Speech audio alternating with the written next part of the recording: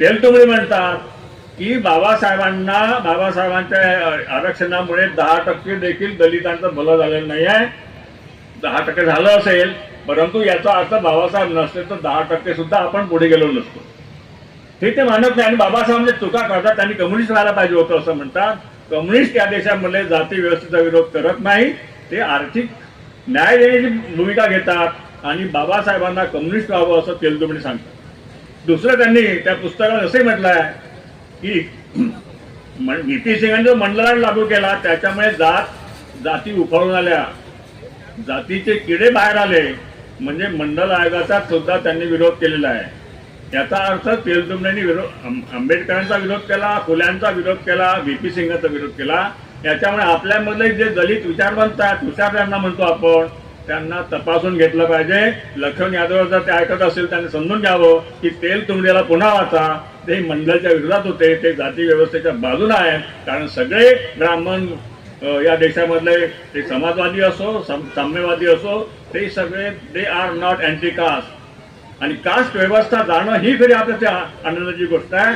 बाबासाहेबांनी म्हटलं आहे की कास्ट इज अँटी नॅशनल. जात ही देश म्हणजे राष्ट्रविरोधी आहे.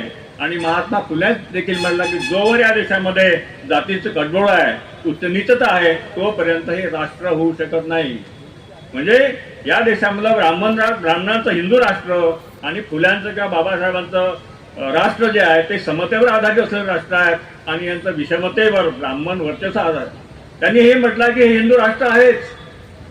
म्हणजे जोपर्यंत ब्राह्मणाला तो उच्च समजतात, त्यांच्या पाया पडतात, ओबीसी लोक मला सगळे लोक ब्राह्मणांच्या पाया पडतात की नाही सत्यनारायणच्या वेळेस, म्हणजे ब्राह्मण तुमच्या पाया पडत नाही कधी. म्हणजे तो आपलं उच्चत्व, गरीब ब्राह्मण देखील श्रीमंत शूद्राच्या पाया पडत नाही. आणि शाहू महाराजांचं उदाहरण आहे की शाहू महाराज नोकर असलेला ब्राह्मण म्हणाला तू शूद्र आहेस. शिवाजीला देखील शूद्र म्हटलेला आहे. याचा अर्थ या देशामध्ये ब्राह्मणशाही राजेशाहीला दुय्यम मानते. राजा हा ब्राह्मणांच्या खाली आहे, जसा मोदी हा भागवतच्या खाली आहे.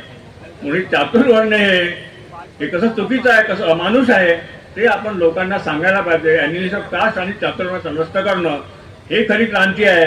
आणि म्हणून जाती व्यवस्थेचा विरोध हे पहिलं काम आपलंच पाहिजे. जी जात माणसाला जनावरापेक्षा कमी समजते, जे लोक गायीला पवित्र समजतात आणि जनावराला म्हणजे माणसाला स्पर्श करत नाही, ही कुठला मूर्खपणा आहे. हा मूर्खपणा ब्राह्मणांनी या देशामध्ये लादलेला आहे.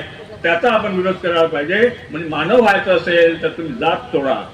म्हणून तुम्ही मध्ये म्हटलं आहे की 12व्या अध्यायामध्ये चातुर्वर्णी हा धर्म आहे. तुम्ही जात पाळणं म्हणजे तुम्ही हिंदू होणं आहे, तुम्ही जात सोडणं म्हणजे तुम्ही हिंदू सोडणं आहे. म्हणजे जात धर्म, जसं आता त्यांनी म्हटलं की स्किल एज्युकेशन, प्रत्येक जातीने आपल्या जातीचं काम करावं.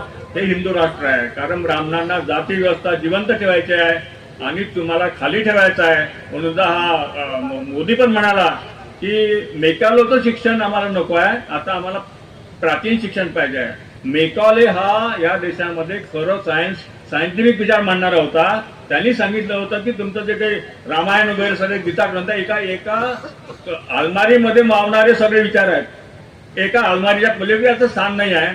इतकं क्षुल्लक तुमचं तत्वज्ञानाचे विचार आहे हे मेकॉलेनी सांगितलं. आणि त्याच्यामुळे सायंटिफिक जे स्पिरिट आहे, सायंटिफिक शिक्षण मेकॉलेमुळे या देशामध्ये आले. जे सायन्स कॉलेजेस, युनिव्हर्सिटीज, हे नागपूरचं आपलं कॉलेज, सायन्स कॉलेज हे इंग्रजांनी बांधलेलं आहे.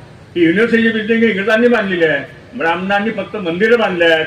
म्हणून ब्राह्मण तुमच्या शिक्षणाच्या विरुद्ध आहेत, तुमच्या माणुसकीच्या विरुद्ध आहे, मानवतेच्या विरुद्ध आहे. हे आपण बिनधास्तपणे सांगितलं पाहिजे. कशाची भीती बाळगू नका. आपण मानव आहात, कोणापेक्षा कमी नाही, कोणाचं जास्त नाही.